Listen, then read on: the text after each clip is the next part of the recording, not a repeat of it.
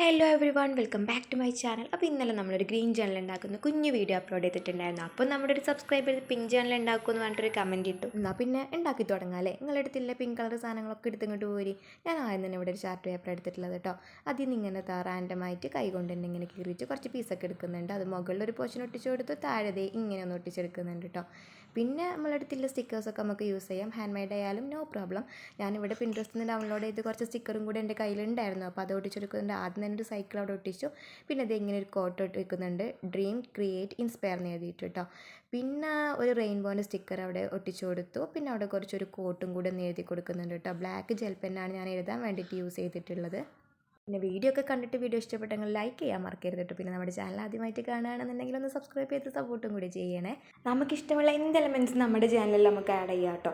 പിന്നെ ഞാൻ ഇവിടെ ഒരു പാറ്റേൺ പേപ്പർ എടുത്തിട്ടുണ്ട്. കൈ വെച്ചിട്ട് അതൊന്നിങ്ങനെ കീറിയിട്ട് എടുക്കുന്നുണ്ട്. എപ്പോഴും പാറ്റേൺ പേപ്പറൊക്കെ നമ്മൾ ജേണലിന് വേണ്ടിയിട്ട് യൂസ് ചെയ്യുമ്പോൾ പേപ്പർ ആയിക്കോട്ടെ നമ്മൾ വിൻറ്റേജിലൊക്കെ കൊടുക്കാൻ നമ്മൾ കൈ കൊണ്ട് കീറുന്നതാണ് ഏറ്റവും വൃത്തി ഉണ്ടാവുക, ഭംഗി ഉണ്ടാവുക.